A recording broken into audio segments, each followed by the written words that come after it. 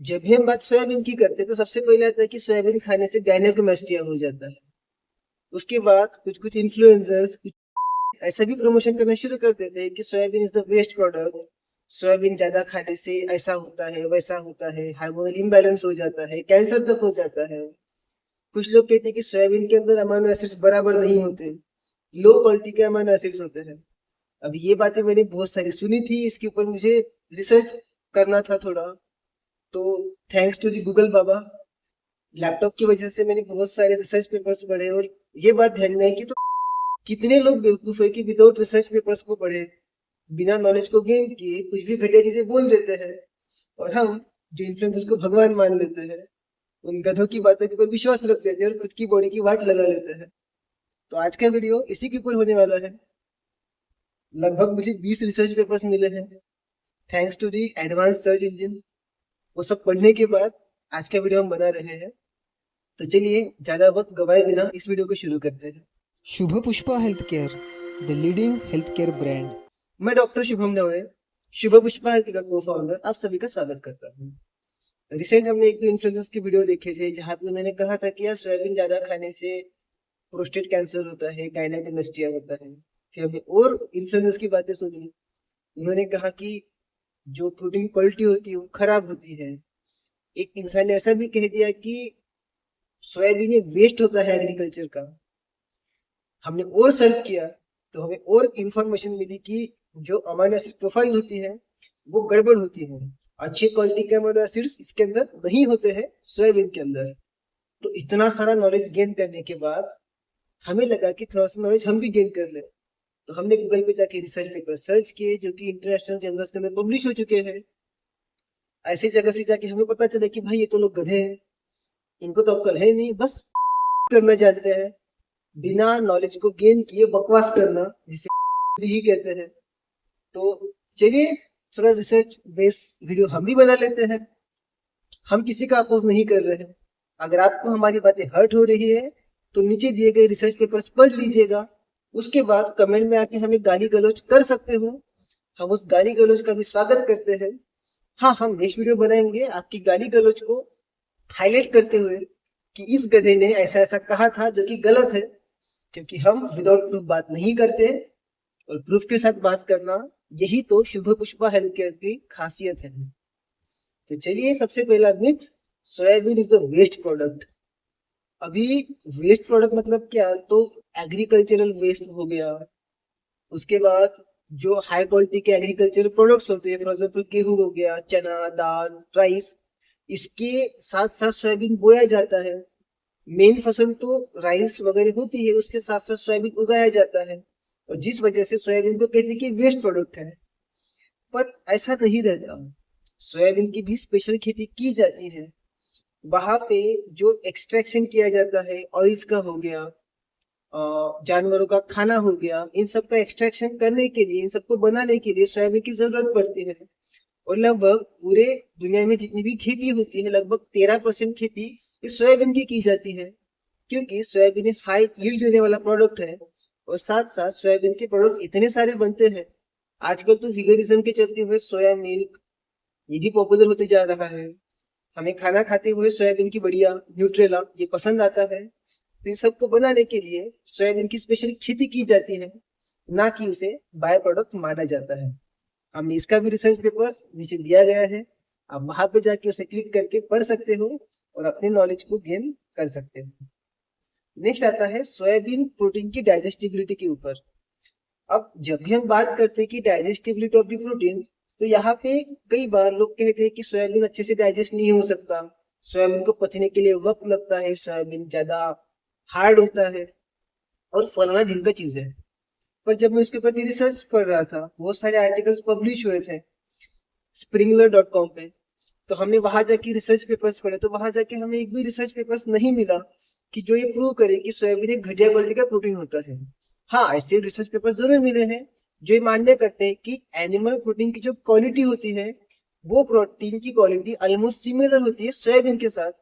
और ये पढ़ के यही प्रूव होता है कि सोयाबीन प्रोटीन की डाइजेस्टिबिलिटी के साथ कोई भी प्रॉब्लम नहीं जाता। आप सोयाबीन का इंटेक कर सकते हो, इससे आपका डाइजेशन खराब नहीं होगा। अगर मैं पर्सनली बात करता हूँ तो खुद 4 साल से वीगनिज्म फॉलो कर रहा हूँ, और वीगनिज्म फॉलो करने के चक्कर में मैंने वे प्रोटीन बंद कर दिया। और फिलहाल जो मैं प्रोटीन ब्लेंड ले रहा हूँ वो सोया प्रोटीन, पी प्रोटीन और राइस प्रोटीन का ब्लेंड है। और 4 साल में ना तो मुझे कोई डाइजेस्टिव प्रॉब्लम हुए हैं, ना तो मुझे एसिडिटी हुई है, ना तो मुझे कॉन्स्टिपेशन हुआ है। मेरी गट हेल्थ अच्छी ही है।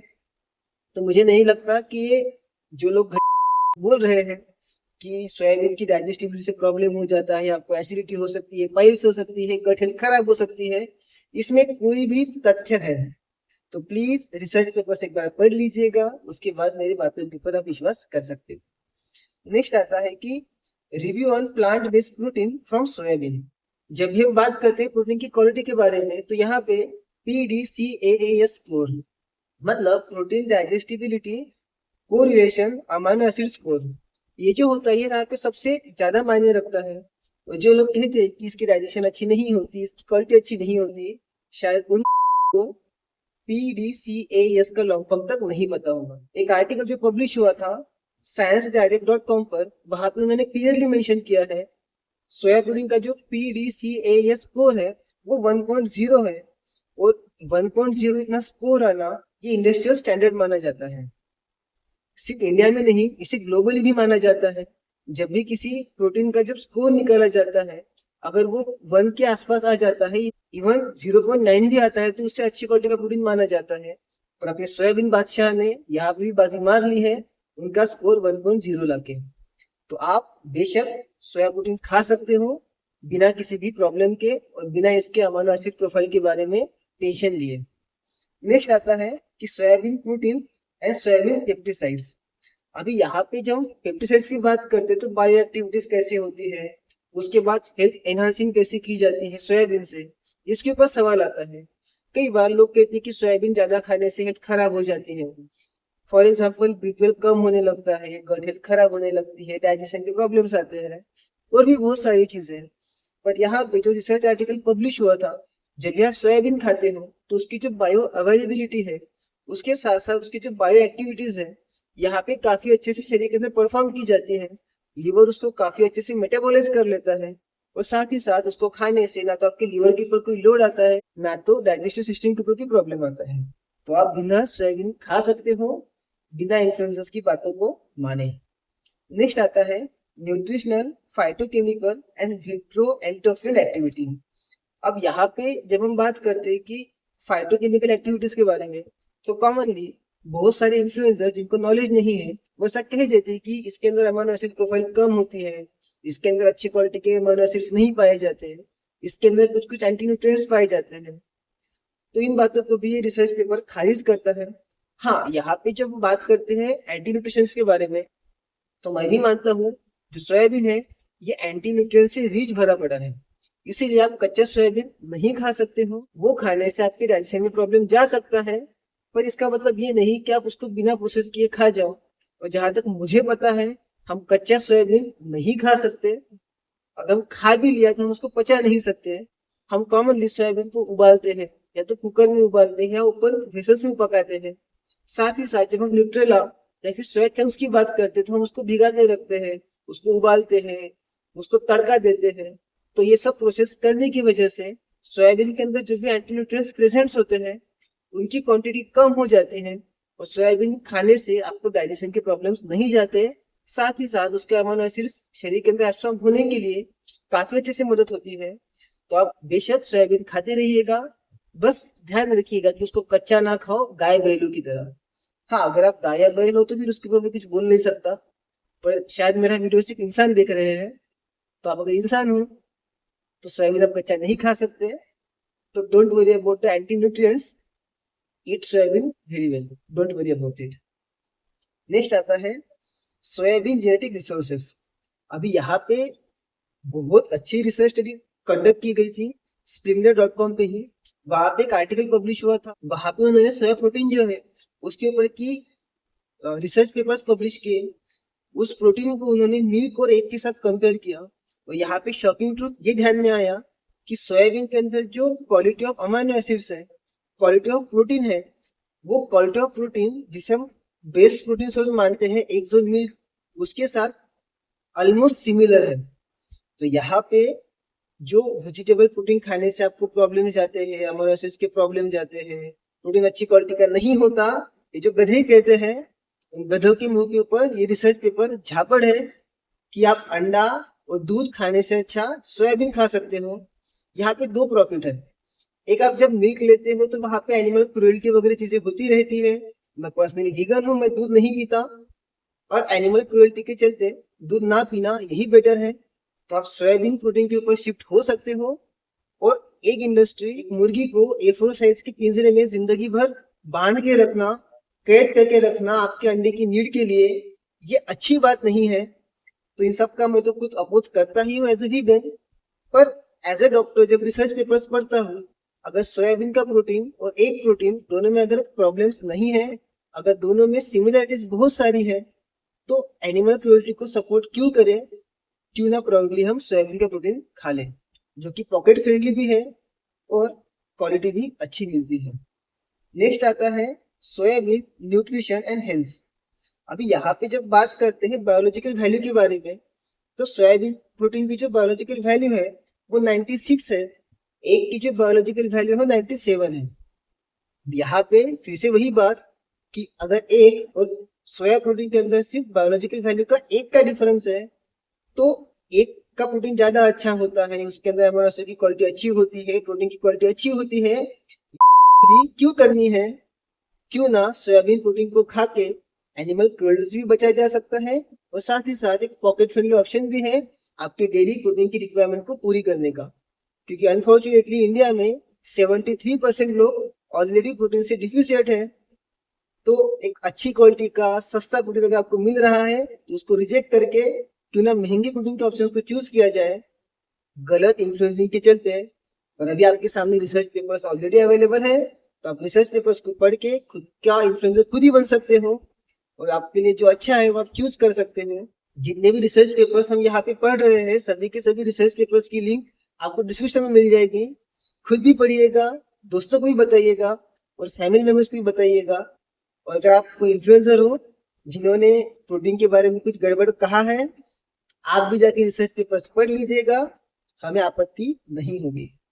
नेक्स्ट आता है सोया प्रोटीन की क्वालिटी के बारे में। अभी जब भी हम बात करते हैं क्वालिटी ऑफ प्रोटीन, तो यहाँ पे जैसे सबसे पहले हमने बताया था कि PDCAS स्कोर ये बहुत ज्यादा मैटर करता है, और यहाँ पे भी अपना सोया प्रोटीन जीत लेता है बाजी।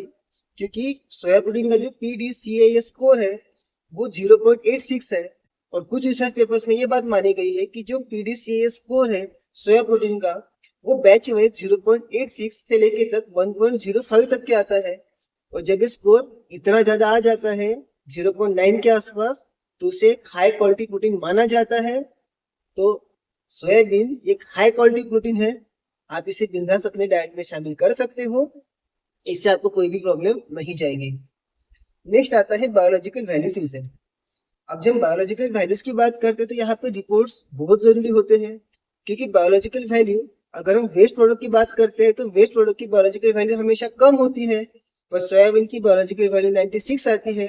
और एक रिसर्च पेपर में जब उन्होंने बैच वाइज कंसिस्टेंसी देखी, एक साल के अंदर जब जब यील्ड क्रॉप होता है, उसके अनुसार जो बायोलॉजिकल वैल्यू है सोयाबीन प्रोटीन की, वो 96 से लेके तक 98 तक जाती है, जो कि काफी अच्छा नंबर है। तो इस वजह से आप ये नंबर्स बता के किसी गलत इन्फ्लुएंसर का नॉलेज आप गेन करवा सकते हो कि तूने जिस वीडियो में कहा था वो गलत है, कि सोयाबीन एक घटिया क्वालिटी का प्रोटीन आता है। नेक्स्ट आता है कि सोयाबीन एक कंप्लीट प्रोटीन का सोर्स है। देखिए, वीगन सोर्स कोई भी ऐसा नहीं है जो कि कंप्लीट प्रोटीन का सोर्स है।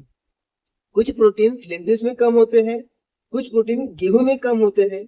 हम जब भी खाना खाते हैं तो हम सिर्फ लेंटिल्स नहीं खाते, हम सिर्फ कड़धान्य नहीं खाते, या हम सिर्फ गेहूं की चपाती नहीं खाते। जब हम एक वीगनिज्म फॉलो करते हैं, तो हम कॉम्बिनेशन ऑफ डाइट खाते हैं 99% टाइम। तो यहाँ पे जो प्रोटीन गेहूं में कम है, वो प्रोटीन आपको सोयाबीन में मिल जाएंगे। जो प्रोटीन आपको सोयाबीन में कम है, वो आपको गेहूं में मिल जाएंगे। तो complete source of protein, incomplete source of protein, ये 1960 के जमाने की बातें हैं। आप 2025 में जीते हुए भी आज भी अगर आप बात करते हो कि it is not a complete source of protein, तो आपको अपने घुटनों का इलाज करना चाहिए, क्योंकि आपका दिमाग घुटनों के अंदर है, इसकी हमें गारंटी है। ठीक है, नेक्स्ट रिसर्च पेपर्स की बात करते हैं।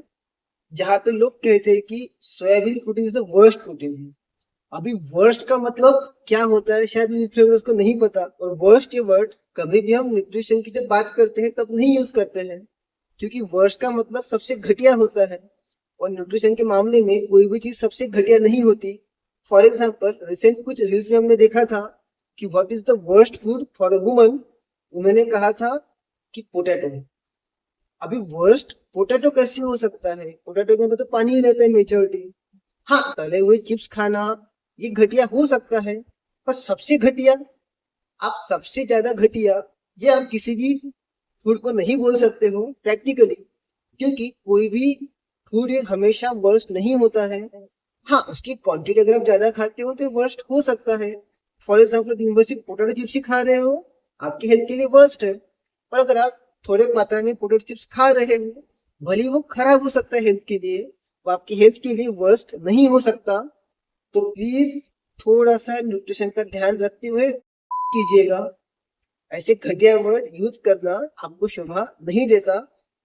बात करते हैं रिसर्च पेपर्स के बारे में। हमारे बहुत सारे विषयांतर हो गया था पोटैटो के चलते, आलू के चलते, जो कि मुझे बहुत पसंद है और मैं आलू का शौकीन हूँ। ठीक है, रिसर्च पेपर ये बात प्रूव करता है कि सोयाबीन प्रोटीन एक वर्स्ट क्वालिटी का प्रोटीन नहीं है। यहाँ पे रिसर्च पेपर्स जो 2022 में पब्लिश हुआ था, वो ये मानते हैं कि one of the best source of plant protein ये सोयाबीन है। इसकी digestibility, high amino acid balance, इस वजह से ये काफी अच्छा प्रोटीन सोर्स माना जाता है। और साथ ही साथ जो पीडीसीए स्कोर है वो 1.05 के आसपास होने की वजह से ये एज कंपेयर टू एग और मिल्क बेटर सोर्स माना जाता है। तो आप इसको डेली डाइट में खा सकते हो बिना किसी प्रॉब्लम के। नेक्स्ट आता है कि प्लांट बेस्ड प्रोटीन रिव्यू। अभी जब प्लांट बेस्ड प्रोटीन रिव्यू की बात करते हैं, जब रिव्यू करते हैं तो यहाँ पे बहुत सारे टेस्ट किए जाते हैं। For example amino acid profiling की जाती है, उसके अंदर पेस्टिसाइड्स कितनी मात्रा में प्रेजेंट है वो पाए जाते हैं, उसके अंदर कार्बोहाइड्रेट्स कितने हैं, फैट्स कितने हैं, उसकी डाइजेस्टिबिलिटी कितनी है, ये सब चीजें वहां पे देखी जाती है। और यहाँ पे sciencedirect.com ने एक और रिसर्च पेपर पब्लिश किया था, जहां पे उन्होंने एक साल के अंदर जितनी भी बार यील्ड हुआ है सोयाबीन, उन सबके रिसर्च पेपर्स प्रॉपरली पब्लिश किए हैं रिव्यूज के साथ, साइंटिफिक एविडेंस के साथ। तो यहाँ पे भी कोई भी बात प्रूव नहीं होती है कि सोयाबीन प्रोटीन एक घटिया क्वालिटी का प्रोटीन है या उसको खाने से हमें कुछ प्रॉब्लम्स हो सकते हैं। एक बहुत अच्छी स्टडी springler.com पे कंडक्ट की गई थी, जहां पे सोयाबीन की जेनेटिक स्टडी पब्लिश की गई थी।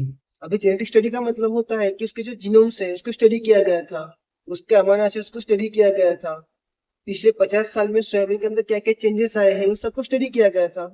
पर उस स्टडी में भी यही प्रूव निकला है कि सोयाबीन की क्वालिटी अच्छी ही है। हाँ, कुछ रिसर्च पेपर्स में जरूर पब्लिश हुआ है कि एग और मिल्क की जो प्रोटीन क्वालिटी है, चिकन की जो प्रोटीन क्वालिटी है, वो धीरे धीरे कम होती जा रही है पिछले 10 सालों में, क्योंकि हम उनमें ग्रोथ हार्मोन्स हो गए, ऑक्सीटोसिन हो गया, इस्ट्रोजन हो गया, ये सब उनको जबरदस्ती देते हैं, और इस वजह से उनके अंदर की प्रोटीन की क्वालिटी कम हुई है। पर हमारा सोयाबीन बादशाह यहाँ भी विजेता साबित होता है, क्योंकि वो 10 साल से कंसिस्टेंस है। तो अगर वो कंसिस्टेंस है तो आप भी कंसिस्टेंसली सोयाबीन को खा सकते हो बिना किसी के। नेक्स्ट आते हैं विकिपीडिया के बारे में। तो जब हम विकिपीडिया में सर्च करते हैं सोयाबीन प्रोटीन के बारे में, उसके अमीनो एसिड प्रोफाइल्स के बारे में, तो विकिपीडिया भी हमारे सोयाबीन को ग्रीन फ्लैग दे देता है कि सोयाबीन का जो आइसोलेट वैल्यू है, जिसे हम प्रोटीन आइसोलेट वैल्यू कहते हैं, वो 0.97 आता है या 97% आता है, जो मेरी नजरों में one of the best protein value है अगर हम बात करते हैं बाकी प्रोटीन सोर्सेज के बारे में। तो यहाँ पे आपकी डाइजेशन, आपकी गट हेल्थ, इसको सुधारने के लिए भी सोया प्रोटीन हेल्प कर सकता है, ऐसा मैं नहीं, विकिपीडिया कहता है। तो आपको मेरे ऊपर भरोसा देने की जरूरत नहीं है, हमने नीचे ऑलरेडी विकिपीडिया की लिंक भी दे दी है, आप उसको भी जाके पढ़ सकते हैं। नेक्स्ट आते हैं डिस्कवर फूड डाइजेस्टिबिलिटी रिव्यू, जो 2024 में कंडक्ट की गई थी springler.com पे। यहाँ पे भी उसको न्यूट्रिशनली फेवरेबल फूड इस कैटेगरी में सोयाबीन को रखा गया था। अभी न्यूट्रिशनली फेवरेबल मतलब जो न्यूट्रिशन की फेवर में हो, जो न्यूट्रिशन को बढ़ाता हो, जो आपकी हेल्थ को अच्छा करता हो, उस कैटेगरी में सोयाबीन को रखा गया था। उस रिव्यू में स्टेटमेंट पास किया गया था कि soya protein improves digestibility, making it nutritionally favourable. अभी इसका मतलब ऐसा होता है कि ये खाने से डाइजेशन इम्प्रूव होता है, ना कि डाइजेशन की वाट लगती है। तो आप अपने डाइजेशन को सुधारने के लिए प्रोटीन को ऐड कर सकते हो, स्पेसिफिकली सोया प्रोटीन को। और ये मैं नहीं, रिसर्च पेपर मानते हैं, तो आपको उनके ऊपर भरोसा करना जरूरी हो जाता है, ना कि हम कोई हवा में बातें करने वाले इन्फ्लुएंसर्स हैं। नेक्स्ट आते हैं इनटेक ओपन न्यूट्रिशनल चैप्टर। अभी इन्होंने जो रिसर्च पेपर पब्लिश किया गया था, तो यहाँ पे वर्ल्ड वाइड जो इकोनॉमिकल क्राइसिस चल रहे हैं, जो पैसों की जो वैल्यू कम हो रही है, उसके चलते एक स्टेटमेंट पास किया गया था कि soya use as a low cost complete protein substitute. अभी प्रोटीन सब्स्टिट्यूट का मतलब ये होता है कि अगर आप किसी अच्छी क्वालिटी का प्रोटीन नहीं ले सकते हो, या ज्यादा महंगा प्रोटीन नहीं ले सकते हो, तो आप उस प्रोटीन को सब्स्टिट्यूट कर सकते हो सोया प्रोटीन से, क्योंकि ये सस्ता आता है, इसकी अमीनो एसिड प्रोफाइल काफी अच्छी आती है, इससे आपकी हेल्थ इंप्रूव होती है। तो अगर इंटेक ओपन न्यूट्रिशनल ये चीजें मानता है, तो ये चीजें हमें भी माननी चाहिए, क्योंकि हम प्रॉपर रिसर्च पेपर्स को ध्यान में रखते हुए बातें करना जानते हैं। नेक्स्ट आते हैं ऑनलाइन लाइब्रेरी विले.com की रिसर्च पेपर्स के ऊपर, जहां पे उन्होंने रिव्यू किया गया था कि उसके अंदर कितनी मात्रा में अमीनो एसिड्स है, एक एक अमीनो एसिड पकड़ पकड़ के उसकी वैल्यू कितनी है, बायोलॉजिकल उसकी अवेलेबिलिटी कितनी है, उस हर एक अमीनो एसिड का पीडीसीए स्कोर कितना है, वो शरीर में जाके कैसे कैसे चेंजेस करता है, उस हर अमीनो एसिड का लिवर में जाके क्या क्या मेटाबॉलिज्म होता है, उन सब का यहाँ पे प्रॉपर रिव्यू लिया गया है। साथ ही साथ यहाँ पे एनिमल स्टडीज भी कंडक्ट किए गए हैं, जिन एनिमल्स को सोया प्रोटीन उचित मात्रा में दिया गया, उनकी हेल्थ अच्छी हुई, उनका वेट गेन हुआ। तो आप जाके रिसर्च पेपर्स को पढ़ सकते हो और प्राउडली सोयाबीन खा सकते हो बिना किसी के। लास्ट आते हैं कि जे स्टेज सोया प्रोटीन रिव्यू। यहाँ भी इन्होंने काफी बड़ा रिसर्च पेपर पब्लिश किया है, जहाँ पे सोया प्रोटीन आइसोलेट, इसके खाने से शरीर के अंदर क्या क्या चेंजेस होते हैं, इससे इम्यूनिटी कैसे बढ़ती है, इससे कार्डियोवास्कुलर हेल्थ कैसे अच्छी होती है। मैं यहाँ पे आपको बताना चाहता हूँ कि बहुत सारे लोग ऐसा कहते हैं कि सोयाबीन खाने से आपकी कार्डियक हेल्थ खराब हो जाती है। तो ये रिसर्च पेपर उनके मुंह के ऊपर झापड़ है कि जे स्टेज के जो रिसर्च पेपर से प्रूव करते हैं कि सोया प्रोटीन को ऑप्टिमम मात्रा में लेने से आपकी कार्डियोवास्कुलर हेल्थ अच्छी हो सकती है। तो क्यों ना आप भी सोया प्रोटीन लेना शुरू कर दो, जिससे आपकी कार्डियोवास्कुलर हेल्थ अच्छी हो जाए, साथ ही साथ आपकी जो प्रोटीन डिफिशियंसी है वो दूर हो जाए। क्योंकि अगर आप 73% इंडियन में आते हो, तो आप ऑलरेडी प्रोटीन से डिफिशियंट हो, तो एक अच्छी क्वालिटी का सस्ता प्रोटीन लेने से क्या ही प्रॉब्लम हो जाएगा, आप इसे प्राउडली ले सकते हो। अब ये सब बात तो होगी रिसर्च पेपर्स के बारे में। जरा मैं पर्सनली बात करता हूँ कि एज अ डॉक्टर मुझे आपको क्या बताना है। देखिए, सोयाबीन जब भी आप लेते हो तो कच्चा ना खाओ, सबसे इम्पोर्टेंट तो वो है। साथ ही साथ जब आप सोया प्रोटीन लेते हो तो क्वांटिटी के ऊपर जरा ध्यान रखिएगा। अगर आप दिन में 50 ग्राम सोया लेते हो या सोया चंक्स लेते हो, तो वो मोर देन इनफ है। आप उसकी क्वांटिटी 100 ग्राम के ऊपर मत लेके जाइए, क्योंकि ज्यादा मात्रा में जो सोयाबीन खाते हो तो कहीं ना कहीं थोड़े मात्रा में पित्त बढ़ना, ये चीजें हो सकती है। क्योंकि एक दो बार मैंने जोश जोश में आके ज्यादा मात्रा में सोयाबीन के चंक्स खा लिए थे और मुझे थोड़ी सी एसिडिटी हो गई थी। तो इस वजह से ज्यादा मात्रा में आप ना खाओ तो ही बेटर है। जब हम प्रोटीन शेक के बारे में बात करते हैं, तो सिर्फ और सिर्फ सोयाबीन का प्रोटीन लेना इससे बेटर है कि जो प्रोटीन के जो ब्लेंड आते हैं, soya protein plus pea protein या soya protein plus rice protein, इनका ब्लेंड ले सकते हो। मार्केट में बहुत सारी कंपनियों के अच्छी क्वालिटी की वीगन प्रोटीन शेक्स अवेलेबल है, आप उसको ले सकते हो। साथ ही साथ खाने में आपको प्रोटीन की डिफिशियंसी दूर करने के लिए सत्तू ये वन ऑफ दी बहुत अच्छा ऑप्शन है। अभी सत्तू कैसे बनाना है हर किसी को पता होता है कि गेहूं, भुनी हुई दाल और साथ ही साथ भुने हुए चने, इन सबको मिक्स कर दो, उसके अंदर थोड़ा सा जायफल डाल दो, उसके अंदर थोड़ी सी इलायची डाल दो, तो यहाँ पे एक अच्छी स्मेल वाला अच्छी टेस्ट वाला सत्तू बन जाता है। आप उसको गुड़ के साथ, शक्कर के साथ, नमक के साथ ऐसे ही पी सकते हो। इससे आपको बहुत सारे फायदे हो सकते हैं। और यहाँ पे मैं आपको एक बात और बताना चाहता हूँ कि अगर कोई भी इंसान आपको कुछ भी चीजें बताता है इवन मैं शुभ पुष्पा हेल्थ के बारे में बता रहा हूँ कि अगर कोई बकबक हम भी कर रहे हैं, अगर आपको लगता है कि हमने आपको जो नॉलेज दिया है वो गलत है, तो आप उसके जाके रिसर्च पेपर्स पढ़ सकते हो। जैसे हम लोगों के साथ फाइट करते हैं, आप हमारे साथ भी फाइट कर सकते हो। आप भी हमें रिसर्च पेपर्स दिखा सकते हो, प्रॉपर स्टडीज दिखा सकते हो। और यहाँ पे हम प्राउडली कहते हैं कि अगर हम गलत हैं तो हम पब्लिकली सोशली माफी भी मांग सकते हैं। पर अब तक का तो रिकॉर्ड शुभ पुष्पा हेल्थ का यही रहा है कि जब भी हम बात करते हैं तो रिसर्च पेपर्स के साथ करते हैं। विदाउट रिसर्च पेपर्स हम बात करना अवॉइड करते हैं, क्योंकि जब हम लोगों के ऊपर एक उंगली उठाते हैं ना, तो लोग 4 उंगलियां हमारे ऊपर उठा सकते हैं। और जो हमेशा कहते हैं हम कि Shubh Pushpa health care is not just a brand, it's an emotion. तो हम इमोशन है आपका, तो आप तक सही चीज पहुंचाना ये हमारा काम है, और आपकी हेल्थ को इम्प्रूव करना ये हमारा ध्येय है। तो चलिए मिलते हैं जल्दी ही एक और वीडियो के साथ। जुड़े रहिएगा शुभ पुष्पा हेल्थ केयर से। धन्यवाद। Shubha Pushpa is not just a brand, it's an emotion. We also provide online consultation and doorstep free delivery. DM to book your appointment. Thanks.